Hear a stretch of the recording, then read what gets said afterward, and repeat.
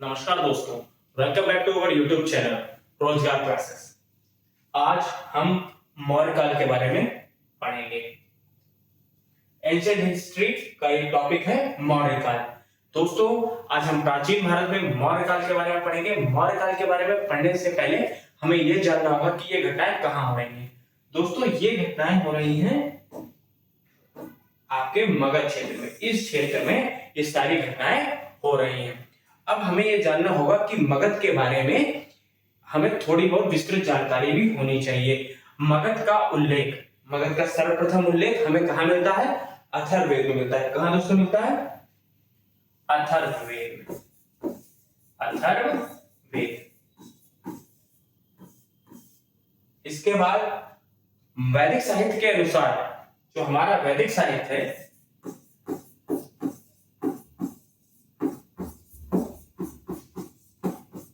इसके विषय में कोई ज्यादा जरूरी जानकारी नहीं प्रोवाइड करता है। इसके बारे में हमें कोई ज्यादा जानकारी नहीं मिलती है। रामायण और महाभारत जैसे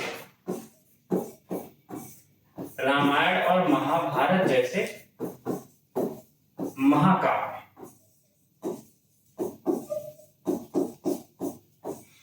से हमें पता चलता है कि मगध के सबसे प्राचीन राजवंश का शासक कौन था? दोस्तों, बृहद्रथ था। कौन था? बृहद्रथ। सबसे प्राचीन वंश कौन था? बृहद्रथ वंश। अब इसी वंश का एक प्रतापी शासक हुआ जिसका नाम था जरासंध। क्या था दोस्तों?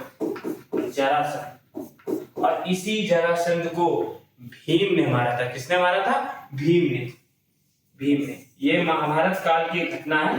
भीम द्वारा पराजित किया गया है। उसके बाद इस वंश का अंतिम शासक रिपुंजर हुआ। कौन सा हुआ? रिपुंजर हुआ। कौन सा दोस्तों हुआ? रिपुंजर। कौन सा इनका अंतिम शासक हुआ? रिपुंजर हुआ। उसके बाद एक नया वंश सत्ता में आया जिसका नाम होता है आर्यक वंश। क्या था? आर्यक वंश का शासक कौन था? संस्थापक बिंबिसार। दोस्तों, कौन था उसका संस्थापक? बिंबिसार के बाद इस वंश का इसके बाद एक नया वंश आता है। कौन सा आता है? शिशुनाग वंश। अब शिशुनाग वंश के बाद मगध की सत्ता पर बैठने वाला सबसे इंपॉर्टेंट वंश कौन सा था? कौन सा इंपॉर्टेंट वंश था? नंद वंश। कौन सा था? नंद वंश। दोस्तों, कौन सा था? नंद वंश। और नंद वंश का संस्थापक कौन था? महापद्मनंदन। कौन था दोस्तों? महापद्मनंदन। अब महापद्मनंदन, इसका वर्णन हमें खारवेल नरेश के हाथी गुंफा मिले। कौन सा विलेख था? हाथी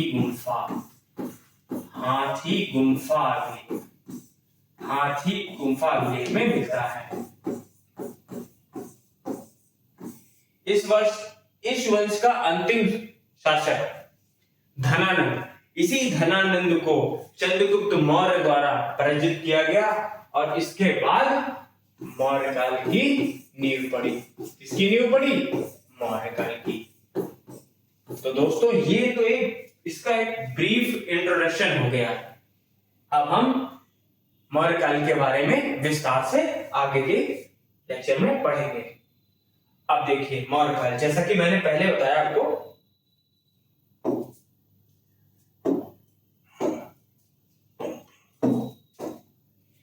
नंद वंश के अंतिम शासक धनानंद को मारकर जिस व्यक्ति ने मौर्य वंश की स्थापना की उसका नाम क्या था? चंद्रगुप्त मौर्य। क्या नाम था दोस्तों? चंद्रगुप्त मौर्य। अब इसी चंद्रगुप्त मौर्य को अनेक नामों से जाना जाता है। जैसे इनका एक नाम है सेंड्रोकोटस। क्या? सेंड्रोकोटस। अब इन्हें ये सेंड्रोकोटस नाम किसने दिया? इनको सेंड्रोकोटस नाम इनको दिया गया है यूनानी इतिहासकारों द्वारा। यूनानी इतिहास कारों द्वारा। अब ये यूनानी इतिहासकारों द्वारा चंद्रगुप्त मौर्य को सेंड्रोकोटस कहा जाता था। और इस चीज की पहचान किसने करी दोस्तों? इस चीज की पहचान करी है विलियम जोन्स ने। विलियम जोन्स ने। अब इसके बाद चंद्रगुप्त मौर्य के बाद इस वंश का एक शासक आया है बिंदुसार। क्या नाम? बिंदुसार। बिंदुसार जिसको हम अमित्रोचोटस भी कहते हैं। क्या बोलते हैं? अमित्रोचेटस। तो ये तो दोस्तों इसके बारे में थोड़ी सी जानकारी आपके लिए। अब मौर्य काल की जानकारी के लिए कुछ सोर्सेस क्या स्रोत है, किसके वजह से हम जान सकते हैं कि मौर्य काल कभी एग्जिस्ट करता था। तो स्रोत में देखिए दोस्तों, कौटिल्य का अर्थशास्त्र। ये कौटिल्य, इसे चाणक्य भी कहा जाता है। क्या कहा जाता है दोस्तों? चाणक्य कहा जाता है। इनको विष्णुगुप्त भी कहा जाता है। और भारत का मैकियावेली। इन्होंने मौर्य साम्राज्य के बारे में, उसके नगर प्रशासन के बारे में एक पुस्तक लिखी थी जिसका नाम था अर्थशास्त्र। क्या था नाम दोस्तों? अर्थशास्त्र। अब ये कौटिल्य की जो अर्थशास्त्र है, जो बहुत ही इंपॉर्टेंट पुस्तक है हमारे लिए मौर्य काल को जानने के बारे में। अब इस पुस्तक में देखिए क्या दोस्तों, 15 अधिकरण, 15 भाग हैं, 6000 श्लोक हैं और 180 प्रकरण। इतनी तो जानकारी हमें इसके बारे में होनी चाहिए। पूरी किताब पढ़ने की जरूरत नहीं है, मगर हमें यह जानकारी होनी चाहिए कि अर्थशास्त्र में कितने भाग हैं, कितने उपभाग हैं और कितने श्लोक हैं। तो 15 भाग, 180 प्रकरण और 6000 श्लोक। पंडित डॉक्टर राम शास्त्री ने इसे सन 1909 में इसे प्रकाशित करवाया था। उसके बाद हम देखते हैं अगली स्लाइड।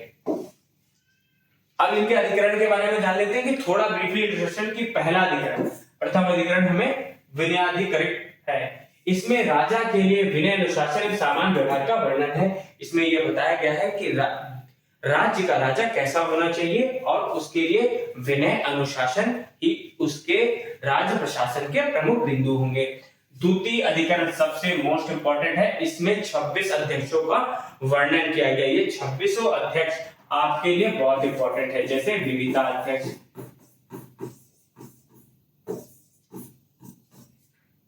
नवाध्यक्ष,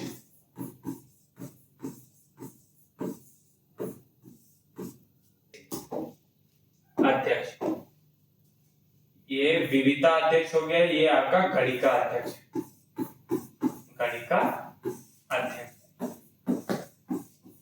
इस तरह से 26 अध्यक्ष है। ये 26 अध्यक्ष आगे की स्लाइडों में हम लोग पढ़ेंगे। उसके बाद चौथा अधिकरण, यह है कंटक शोधन, यानी आपके दंड से संबंधित। क्या है? इसमें फौजदारी न्यायालयों और उसके संगठनों एवं दंड आदि का विधान है। इसको ज्यादा डीपली पढ़ने की जरूरत नहीं, केवल आप बस इसको देख लीजिए। पांचवा अधिकरण देखिए, योग व्रत। इसमें राजा के प्रति प्रशासनिक अधिकारियों के कर्तव्य एवं कर्तव्य विमुख अधिकारियों से निपटने के उपायों का वर्णन है। इसमें यह दिया गया है कि राजा के प्रति अधिकारियों के क्या कर्तव्य है, अधिकारियों के कर्तव्य।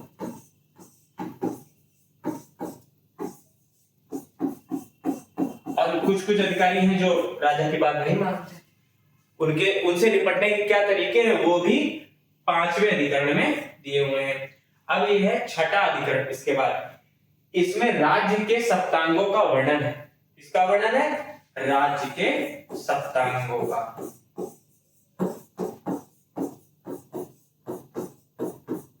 अब ये भी बहुत इंपॉर्टेंट है, ये आप अगली स्लाइड में पढ़ेंगे कि ये सप्तांग कौन कौन से हैं। वैसे सप्तांग है कौन से? अमात्य, स्वामी,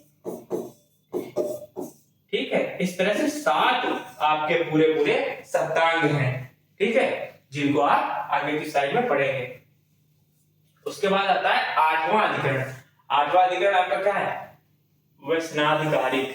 क्या है? व्यसनाधिकारिक। इसमें राज्य के लिए सभी घातक व्यसनों का वर्णन है। व्यसनों यानी दुर्गुणों का। इसका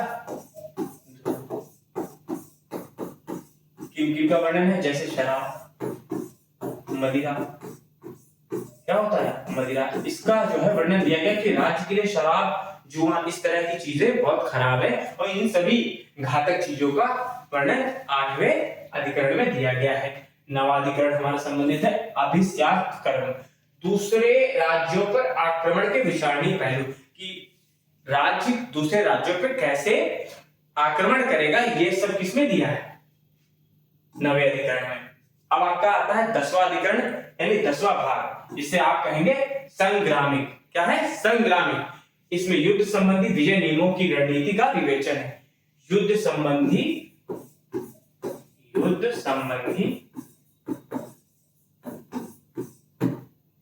विजय नियमों का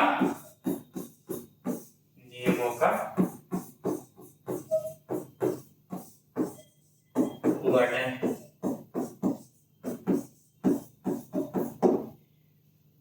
11वां अधिकरण संघव्रत। क्या है, संघव्रत। इसमें मित्र राज्यों में आपसी फूट डालने के तरीके वर्णित है, कि हम यानी कोई राज्य कैसे अपने मित्र राज्यों में फूट डाल सकता है। क्योंकि ये पुस्तक चाणक्य के द्वारा लिखी गई है, तो ये पूरी राजनीतिक पुस्तक है। कैसी है, राजनीतिक पुस्तक है। अब इसमें कैसे किसी मित्र देश को में फूट डाले और कैसे एक बाहरी देश को अपने में सम्मिलित करे, सभी तरीके के वर्णित हैं। 13वां अधिकरण हमारा है दुर्ग लोगोप्याय। इसमें शत्रु देश के दुर्गों पर कब्जा करने के उपाय सुझाए गए हैं। कब्जा, दुर्गों पे कब्जा, किस पे, दुर्गों पर कब्जा।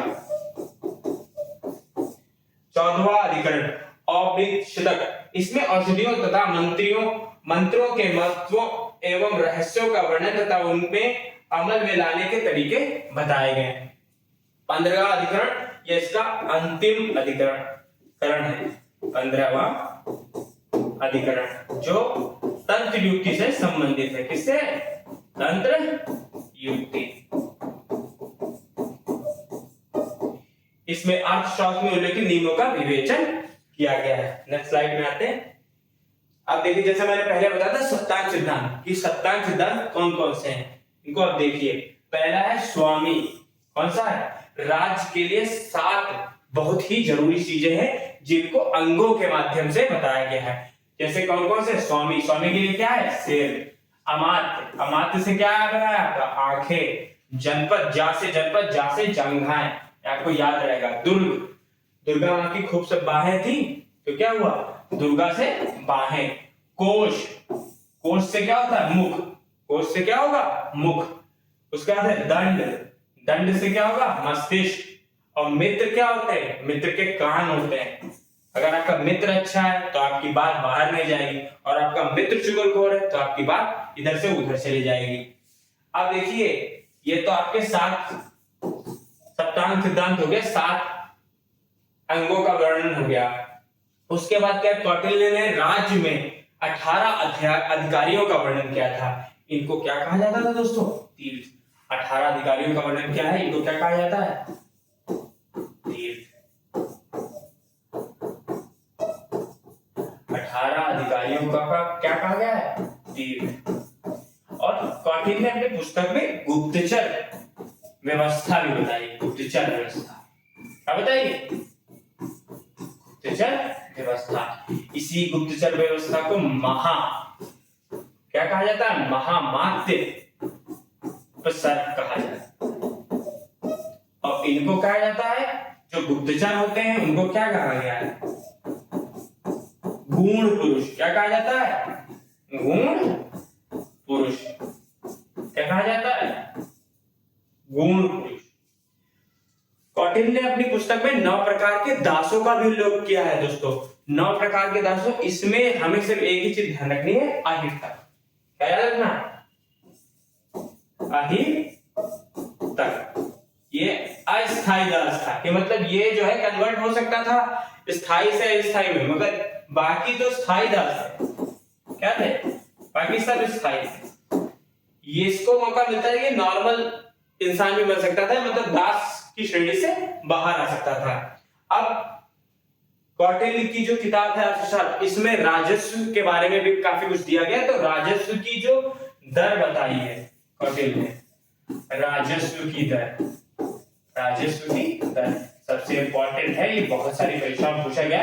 1/6, जबकि मेगास्थनीज ने 1/4 बताई है कि मौर्य काल में हमारी भू राजस्व की दर क्या थी, 1/4। कौटिल्य ने 1/6 बताई, मेगास्थनीज ने 1/4। इन दोनों पुस्तकों में कुछ ना कुछ अंतर है।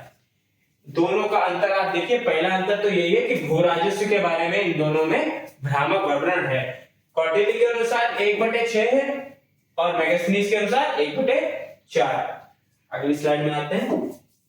अब देखिए मेगास्थनीज की इंडिका आ गई। जैसे कौटिल्य के द्वारा लिखी गई अर्थशास्त्र हमें मौर्य काल के बारे में जानकारी मिलती है, वैसे हमें मेगास्थनीज की किताब इंडिका से मौर्य काल के बारे में जानकारी मिलती है। देखिए मेगास्थनीज कौन था? अब मेगास्थनीज था सेल्यूकस निकेटर का राजदूत। इसका राजदूत था सेल्यूकस निकेटर, वह सेल्यूकस निकेटर का राजदूत था। अब ये जो है 304 ईसा पूर्व, 304 ईसा पूर्व से लेकर 299 ईसा पूर्व मौर्य साम्राज्य में रहा और इसने कुछ महत्वपूर्ण बातों को अपनी पुस्तक इंडिका में लिखा। जैसे शासक का वर्णन, इसने शासक को क्या बताया था? सेंड्रोकोट्स। क्या बताया था? सेंड्रोकोट। इसको हम पहले भी बता चुके हैं। जितने भी यूनानी लेखक थे सब चंद्रगुप्त मौर्य को सेंड्रोकोट्स बोलते थे। क्या बोलते थे? सेंड्रोकोट्स। उसके बाद पाटलिपुत्र का वर्णन, इसने पाटलिपुत्र को पॉलीब्रोथा कहा है। पॉलीब्रोथा, ये पेपर के दृष्टि से बहुत इंपॉर्टेंट क्वेश्चन है। किसने पाटलिपुत्र को पॉलीब्रोथा कहा? तो किसने कहा? मेगास्थनीज ने। उसके बाद तीसरा आता है नगर प्रशासन का वर्णन। नगर प्रशासन, मेगास्थनीज के अनुसार मौर्य साम्राज्य का जो नगर प्रशासन था वो 6 समितियों द्वारा संचालित होता था। कितनी समितियों द्वारा? 6 समिति द्वारा संचालित होता था। उसके बाद चौथा आता है सैन्य प्रशासन का वर्णन। इसका आता है सैन्य प्रशासन का वर्णन, ये भी 6 समितियों द्वारा संचालित किया जाता था। अब राजस्व की दर हम बता ही चुके हैं, इन्होंने 1/4 बताई थी। कितनी? 1/4। इसके बाद एक इंपॉर्टेंट चीज इसमें आती है उत्तरापथ का वर्णन। ये जीटी रोड है, ये क्या है? GT road. ये सबसे पहले किसने बनवाई थी? चंद्रगुप्त मौर्य ने। मध्यकाल में इसका नाम जीटी रोड हो गया था, जिसे शेरशाह सूरी ने बनवाया था। किसने बनाया था? शेरशाह सूरी। और प्राचीन काल में इसको उत्तरापथ बोला जाता था। क्या बोला जाता था? उत्तरापथ, जो कि बंगाल के सोनार गांव, बंगाल के सोनार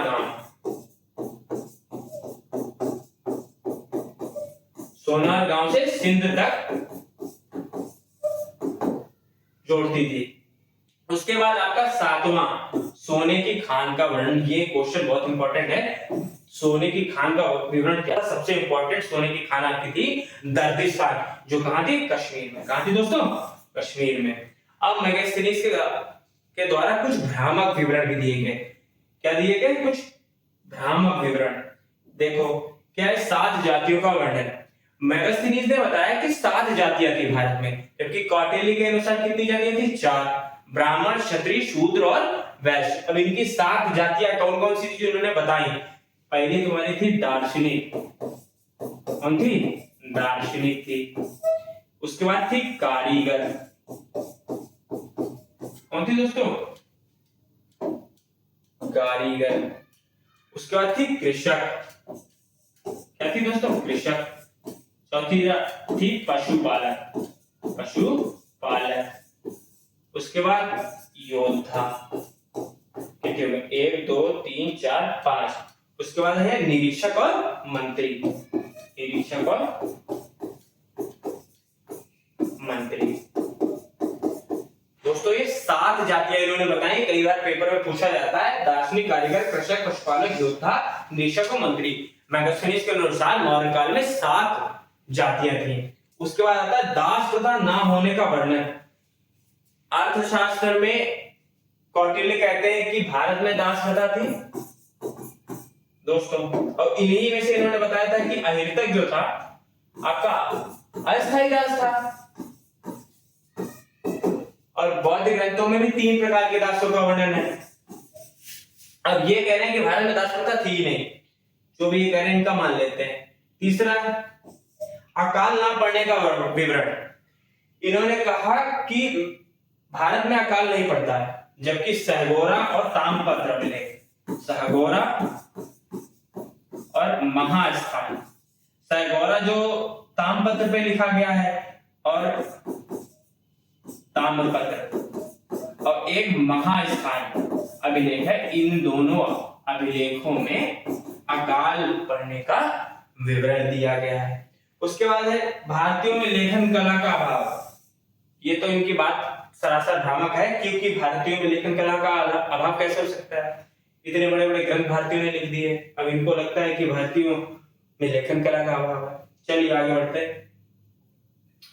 अब पढ़ लेते हैं रुद्रदामन का जूनागढ़ अभिलेख। ये सबसे इंपॉर्टेंट है, सबसे इंपॉर्टेंट अभिलेख जो है मौर्य काल के लिए कौन सा है? रुद्रदामन का जूनागढ़ अभिलेख। जूनागढ़ अभिलेख। अब इसमें 4 राजाओं का वर्णन है। 4 राजा हैं तुम्हारे, कितने? 4 राजा उनके गवर्नर। और ये पूरी कहानी कौन सी नदी, कौन सा बांध बनाते थे? सुदर्शन झील। एक बांध बनाते थे और झील कौन सी थी? सुदर्शन। बस इसी के चारों की ओर घूम रही है। अब देखिए, पहला आपका राजा इसमें दिया है चंद्रगुप्त मौर्य। कौन सा है? चंद्रगुप्त मौर्य। चंद्रगुप्त के समय यहाँ पे गवर्नर कौन था? पुष्यगुप्त वैश्य। देखिए लिखा हुआ पुष्यगुप्त वैश्य, पुष्यगुप्त वैश्य। उसके बाद अशोक। अशोक के समय में यहाँ पे गवर्नर कौन था? दुशासन। उसके बाद रुद्रदामन। कौन सा था? रुद्रदामन। रुद्रदामन के समय यहाँ पे गवर्नर कौन था? आपका सुविशाख। इसने सुदर्शन झील का पुनर्निर्माण कराया था। और इसके बाद एक गुप्त वंश का भी राजा है जो इसमें लिखा गया है, स्कंदगुप्त। ये बहुत ही ज्यादा इंपॉर्टेंट राजा नहीं, मगर सुदर्शन झील का वर्णन और रुद्रदामन के अभिलेख में इसका नाम इसे इंपॉर्टेंट बनाता है। स्कंदगुप्त के समय कौन सा गवर्नर था इनका? पर्णदत्त। कौन सा गवर्नर था? पर्णदत्त। आगे आते देखते हैं विशाख दत्त की मुद्रा राक्षसम। कौन सी पुस्तक है? मुद्रा राक्षस। मुद्रा राक्षस पुस्तक से भी हमें मौर्यों के बारे में विस्तृत जानकारी मिलती है, परंतु इसके बारे में सिर्फ याद करने योग्य सिर्फ एक ही बात है, इसमें चंद्रगुप्त मौर्य को वृषल कुल का बताया गया। वृषल यानी निम्न कुल, बस। इससे ज्यादा इंपॉर्टेंट इसमें कोई बात नहीं है। उसके बाद मौर्यों की उत्पत्ति। अब मौर्य शूद्र है कि क्षत्रिय हैं या अन्य किसी जाति के हैं, इसके बारे में विभिन्न लेखकारों के अनेक अलग मत हैं, विभिन्न पुस्तकों में अनेक मत हैं, वो देख लेते हैं हम लोग। शूद्र, किन पुस्तकों में मौर्यों को शूद्र कहा गया है? देखिए, ब्राह्मण साहित्य में मौर्यों को शूद्र कहा गया है, मुद्रा राक्षस में मौर्यों को शूद्र कहा गया है, बृहत कथा मंजरी में भी, और कथा सरिता सागर में इनको निम्न कुल का बताया गया है। और ये भी बता दिया गया है कि ये नंद वंश के थे।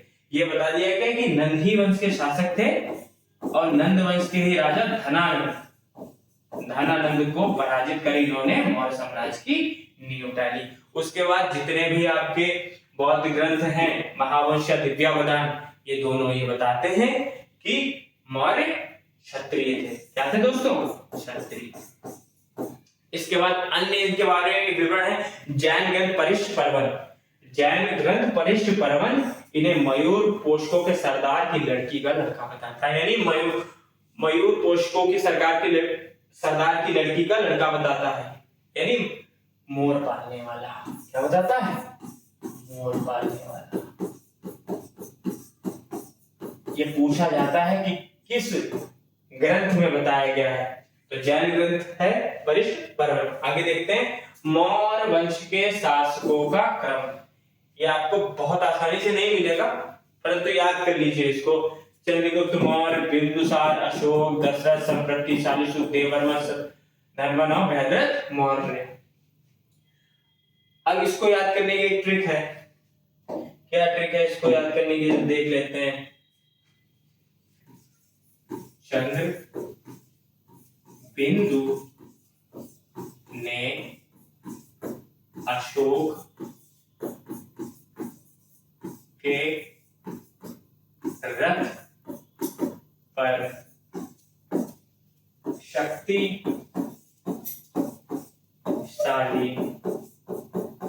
प्रहार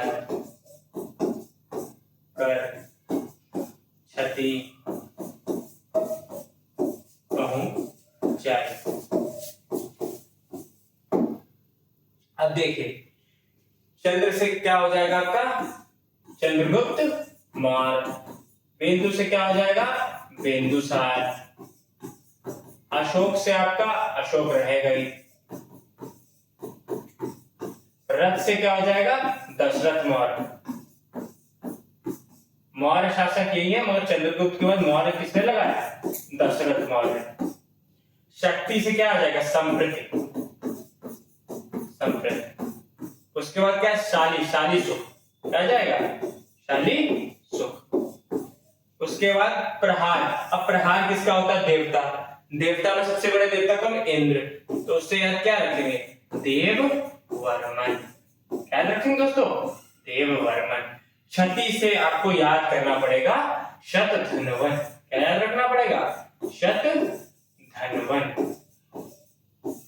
अब ये पहुंचाए, अब ये देखो इसकी कोई ट्रिक नहीं बनती है, परंतु मगध की जब स्टार्टिंग होती है तो किससे बृहद्रथ से होती है। किससे दोस्तों स्टार्टिंग होती है बृहद्रथ। तो जहां से इसकी शुरुआत होती है ये वहीं पे जाके खत्म हो जाता है। बृहद्रथ वंश से मगध की स्थापना या शुरुआत होती है और उसके बाद अंतिम शासक मौर्य वंश का कौन सा होता है बृहद्रथ। ठीक है, अब दोस्तों इसके बाद हम देख लेते हैं क्या अशोक के अभिलेख। अब अशोक के अभिलेख, इनसे भी हमें मौर्य काल के बारे में बहुत सारी जानकारी मिलती है। सबसे पहले 1837 में जेम्स प्रिंसर नामक एक व्यक्ति ने अशोक के दिल्ली टोपारा, कौन सा दोस्तों दिल्ली टोपारा अभिलेख को पढ़ने में सफलता पाई। परंतु सबसे पहले खोजा कौन सा गया था, खोजा गया था दिल्ली मेरठ का। दिल्ली टोपारा सबसे पहले पढ़ा गया है और दिल्ली मेरठ सबसे पहले खोजा गया है। उसे खोजा था स्टीफन थेलर ने। किसने स्टीफन थेलर ने। अब अशोक के अभिलेख, अब देखिए अशोक के भी बहुत सारे अभिलेख हैं, बहुत कंफ्यूजिंग ये हो जाता है। अशोक ने कुछ शिलालेख लिखे हैं दोस्तों, कुछ स्तंभ लेख हैं और कुछ गुहा लेख हैं, जिसे हम केव इंस्क्रिप्शन बोलते हैं। ये मतलब गुफाओं के में उत्कीर्ण करा दिए थे। अब ये देखिए अशोक लेख के दीर्घ कितने हैं, लघु भी बहुत सारे हैं, स्तंभ लेख भी हैं और लघु भी लेख है। दीर्घ कितने आपके हैं 14, लघु भी बहुत सारे 8 इंपॉर्टेंट है, उसमें से 8 में की बातें इंपॉर्टेंट है। ठीक है, चलिए नेक्स्ट स्लाइड में इनको देख लेते हैं। अगर सबकी भाषा के बारे में देखिए, सबकी भाषा एक ही है। कौन सी दोस्तों भाषा, भाषा इनकी है प्राकृत और लिपि जो आपके ब्राह्मी लिपि, सबसे ज्यादा अशोक के ब्राह्मी लिपि में। ठीक, शिलालेख, अशोक के शिलालेख, अशोक के शिलालेख जितने भी है वो सारे क्या है ब्राह्मी लिपि में, ब्राह्मी लिपि में।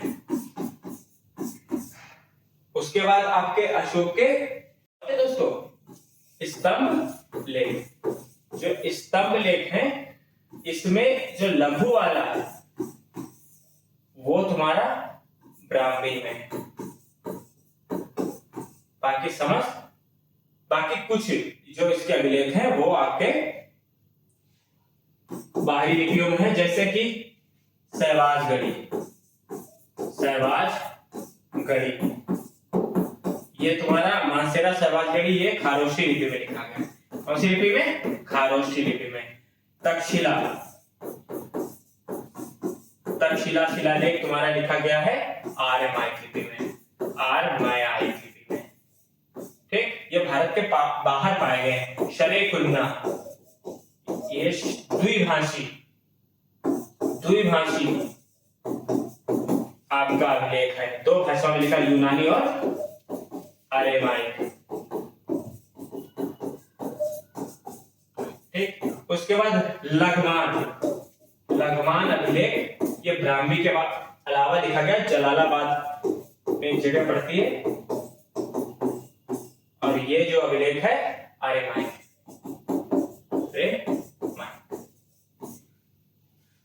आर्यमाइक लिपि में लिखा हुआ है। अब देखिए अशोक के शिलालेख, इंपॉर्टेंट चीज क्या है? अशोक के शिलालेख। अब अशोक के शिलालेख कितने? देखिए दीर्घ शिलालेख है और लघु शिलालेख है। दीर्घ शिलालेख 14 है, इंपॉर्टेंट इसमें 8 है। ठीक है, अब ये स्थान इसके क्या? दीर्घ शिलालेख 8 स्थानों से प्राप्त हुए। सहवाजगढ़ी अफगानिस्तान, मनसेरा पाकिस्तान अफगानिस्तान सीमा, कालसी जो कि उत्तराखंड देहरादून में पड़ता है, उसके बाद गिरनार, गिरनार कहां पड़ता है दोस्तों? जूनागढ़ गुजरात में है। धौली, धौली कहां पे पड़ता है दोस्तों? पुरी और उड़ीसा में। जौगढ़, जौगढ़ गंजम जिले में, कहां पर है? गंजाम जिले में, उड़ीसा में। एरीगुडी, एरीगुडी कुर्नूल जिला है आपका कर्नाटक में। उसके बाद है सोपारा दोस्तों, सोपारा ये ठाणे महाराष्ट्र में। इनका 8 का इंपॉर्टेंस बहुत है। ये कौन कौन से स्थानों से मिले? ये 14 शिलालेख, ये 14 दीर्घ शिलालेख है। चतुर्दश भी इन्हें बोला जाता है। ये 8 स्थानों से प्राप्त हुए। एक बार इन्हें फिर से देख लेते हैं। सहवाजगढ़ी, मानसेरा, कालसी, गिरनार, धौली, जौगढ़, एरीगुडी, सोपारा। ठीक है, ये बहुत इंपॉर्टेंट है। 8 है। कितने? 8। उसके बाद लघु शिलालेख है अशोक के, ये 18 स्थानों से प्राप्त हुए हैं। रूपनाथ, ठीक, गुर्जरा, सैसाराम, भब्रू बैराट, मास्की, ब्रह्मागिरी, सिद्धपुर, जटिंग रामेश्वर, एरीगुडी, गोवीमठ, पालकीडू, राजूल मंडगिरी, अहरोरा, सारोमालो। ठीक है दोस्तों, ये अभी इसमें 14 है, आगे 4 और है। नेतूर, उद्गौलान, ठीक है, ये है, इनको देख लेते हैं। क्या है? नेतूर, उद्गौलान, पनगुड़रिया और सरनाटी। इनकी प्लेस बहुत ज्यादा इंपॉर्टेंट नहीं है, इनके बारे में जो इनके अंदर लिखा गया है वो बहुत ज्यादा इंपॉर्टेंट है। देखिए 14 दीर्घ शिलालेख, इनके अंदर कुछ ना कुछ लिखा हुआ है जो आपके लिए बहुत इंपॉर्टेंट है। देखिए प्रथम में क्या कहा गया है? जीव हत्या निषेध। प्रथम आपके शिलालेख में कहा गया है जीव हत्या निषेध है। 3 पशु मारे जाएंगे। देखो बेटा, 3 पशु मारे जाएंगे, 2 मोर और एक मृग, और इनको भी, तीनों को भी बाद में ना मारने का आदेश पारित कर दिया था। भविष्य में नहीं मारा जाएगा। उसका दूसरा अभिलेख आपका किससे संबंधित है? चिकित्सा का प्रबंध। चिकित्सा का प्रबंध किसका था? मनुष्य और पशुओं की चिकित्सा। 4 इनमें राजाओं के नाम लिखे हैं। देखिए पूछा जाता है किस अभिलेख में राजाओं के नाम है? देखिए चोल, पांड्य, ठीक, सीमावर्ती राजा है पांड्य, सतीपुत्र, कौन था? सतीपुत्र। उसके बाद आता है ताम्रपर्णी, ठीक, यवन और अंतियोग। ये अशोक द्वारा विजित राज्य हैं और इनका क्रम भी पूछ सकता है और कभी कभी इसमें पूछ लेता है कि कौन सा नहीं है। एक एक्स्ट्रा इसमें से दे देगा, कुछ भी मान लीजिए दे दिया, मिस्र दे दिया, किस दूसरे अभिलेख में आपको दिया है कि नहीं है, तो मिस्र नहीं है दूसरे अभिलेख में। इसका वर्णन कलिंग वाले में 13वें में, ठीक। उसके बाद आता है तीसरा, अशोक ने राज्याभिषेक के 12वें वर्ष सभी अधिकारियों, प्रादेशिक राजयुक्त, इनके अधिकारी कौन कौन थे? प्रादेशिक, राजयुक्त और युक्त को यह निर्देश दिया कि प्रति 5वें वर्ष में राज्य का दौरा करने के लिए कहा, ठीक, कि प्रति 5वें वर्ष सभी अधिकारी राज्य का दौरा करेंगे। चौथा भी इंपॉर्टेंट है, भेरी घोष का धम्म घोष में बदलना। इससे ज्यादा इसमें इंपॉर्टेंट कुछ नहीं। पांचवा देखिए धम्म महामात्रों की नियुक्ति, कि राज्याभिषेक के 14वें वर्ष अशोक ने धम्म महामात्रों की नियुक्ति की गई थी। अब देखिए 12वें वर्ष अशोक ने दौरा करने के लिए कहा राज्याभिषेक के, और 14वें वर्ष क्या था, धम्म महामात्रों की नियुक्ति थी।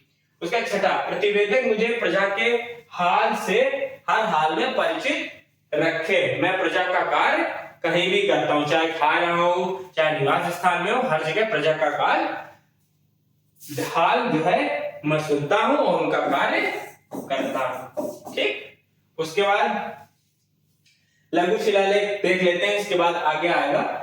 देखिए इसमें अशोक के व्यक्तिगत जीवन की जानकारी मिलती है। मास के अभिलेख में उसे बुद्ध शाक कहा गया है, किसको, अशोक को। भाब्रू अभिलेख में इसे प्रियदर्शी कहा गया है, प्रियदर्शी लजा मगधे आपको इस भाब्रू अभिलेख में मिलेगा। ठीक, उसका नेतृत्व में अशोक को अशोक बोला गया है। गुर्जरा, मास्की और नेतृत्व इन तीनों में अशोक नाम का वर्णन है। उसके बाद भाब्रू अभिलेख में प्रियदर्शी कहा बोला है, और एरिगुडी अभिलेख में के बारे में खास चीज है ब्रस्टोफेलन। ये दोनों तरफ से लिखी जाने वाला एक आपका अभिलेख है। ठीक, उसके बाद 7वां दीर्घ शिलालेख क्या बताता है, 7वां दीर्घ शिलालेख आपके क्या बताता है, सभी संप्रदायों की तारीफ की। अशोक ने सभी संप्रदायों की तारीफ की। 8वां धम्म यात्रा प्रारंभ की, राज्याभिषेक के 10वें वर्ष, राज्याभिषेक के अपने 10वें वर्ष धम्म यात्रा प्रारंभ करी। 9वां विविध मंगलाचार, ये बहुत ज्यादा इंपॉर्टेंट नहीं है, धम्म रूपी मंगलाचार अति महत्वपूर्ण है, ये लिखा है। 10वां यश और कीर्ति की जगह धम्म का पालन करने पर बल दिया, कि यश और कीर्ति बाद में, पहले सब लोग धम्म यानी धर्म के पालन करेंगे। सब लोग क्या करेंगे, धर्म का पालन। अब 11वां अभिलेख धम्म की पूरी इन्होंने व्याख्या ही कर दी। सारे अभिलेख धम्म से संबंधित इन्होंने लिख दिए। क्या है, धम्म जैसा कोई दान नहीं, धम्म जैसी कोई प्रशंसा नहीं, धम्म जैसा कोई बंटवारा नहीं, और धम्म जैसी कोई मित्रता नहीं। ये सारा कुछ धम्म से संबंधित लिख दिया है। 12वां अभिलेख, लोग अपने संप्रदाय की प्रशंसा और दूसरे संप्रदाय की निंदा ना करें। ये नहीं कि अपने संप्रदाय की तो आप प्रशंसा करें और दूसरे की निंदा करें। आजकल लोग अपने धर्म की तो प्रशंसा करते हैं, दूसरे धर्म की बहुत निंदा करने में जुटे हुए हैं। ये देखिए 13वां जो इसका अभिलेख कहता है, राज्याभिषेक के 8वें वर्ष के पश्चात कलिंग पर इसने विजय प्राप्त करी और इसने धम्म विजय को प्रमुख माना है। अब राज्याभिषेक अशोक का 269 ईसा पूर्व में हुआ है। ईसा पूर्व राजा ये बना है 273 में ईसा पूर्व में, परंतु इसका राज्याभिषेक 4 वर्षों बाद हुआ था, और उसके 8 वर्ष बाद, कितने 8 वर्ष बाद कलिंग युद्ध लड़ा गया 261 बीसी में, ईसा पूर्व में। और इससे जस्ट पहले इसने राज्याभिषेक के 90 वर्ष ये घोषणा करी थी धम्म विजय की इसने घोषणा करी। अब ये देखिए इसमें कुछ राजा दिए गए, 13वें अभिलेख में आपके कुछ राजा दिए गए। वो राजा बहुत इंपॉर्टेंट है जो पूछे जाते हैं एग्जाम में। देखिए सीरिया का राजा कौन सा था आपका, एंटियोकस द्वितीय। साइरीन का अपना राजा कौन था, मगस या मैगास। ठीक, मैसिडोनिया का राजा था एंटीगोनस। मैसिडोनिया का राजा क्या था, एंटीगोनस। उसके बाद है अलिक सुंदर, क्या था आपका, अलिक सुंदर। ये आपका राजा कहां था, सिरीन का। कहां का राजा था, सिरीन का। और आपका मिस्र का राजा कौन था, टॉलमी द्वितीय फिलाडेल्फस। मिस्र का राजा कौन था, टॉलमी द्वितीय फिलाडेल्फस। ये 14वां अभिलेख, ये 14वां अभिलेख या अपूर्ण अभिलेख है। इसके बारे में बहुत ज्यादा जानकारी नहीं, इसकी जगह पे 2 पृथक अभिलेख आते हैं, पहला और दूसरा। इनको बाद में पढ़ाया जाएगा। अभी फिलहाल आप ये 14 के 14 अभिलेख रिवाइज कर लेते हैं। देखिए पहला अभिलेख देख लेते हैं, जिसमें जीव हत्या के बारे में बताया गया है, जो नहीं की जाएगी। 2-3 पशु मारे जाते थे, उसमें 2 मोर 1 वृक्ष था, वो भी बाद में मारे नहीं जाएंगे। दूसरा देखिए चिकित्सा का प्रबंध है, इसका मनुष्य और पशु की चिकित्सा। तीसरा अशोक ने राजस्व के 12वें वर्ष दौरा करने के निर्देश दिए थे। चौथा भेरी घोष का धम्म घोष में बदलना। पांचवा धम्म महामंत्रों की नियुक्ति। छठा प्रतिवेदक मुझे प्रजा के हर हाल से परिचित रखें। उसके बाद आपका आता है 7वां सभी संप्रदायों की तारीफ की। 8वां आता है धम्म यात्रा प्रारंभ करी। 9वां विविध मंगलाचार्य संबंधित है। 10वां यश और कीर्ति जगह धर्म का पालन करने पर बल दिया है। 11वां धर्म की व्याख्या करी है। 12वें नंबर सभी संप्रदाय एक दूसरे पर निर्भर है और एक दूसरे की प्रशंसा करें, ये बताया है इसने। 13वें अभिलेख में कलिंग विजय का वर्णन है और 5-6 राजाएं दिए हैं इसमें। 14वां अभिलेख अपूर्ण है। Thanks for watching this lecture. अगर आपको हमारा लेक्चर पसंद आया तो हमारे चैनल को लाइक शेयर सब्सक्राइब करें और इसके आगे की सेकंड वीडियो कंटिन्यू रहेगी अगले लेक्चर में। प्लीज उसको देखना ना भूलें। हम आपका पूरा मौर्य काल और इससे पूरी प्राचीन भारत का इतिहास कंप्लीट कराएंगे। जय हिंद जय भारत।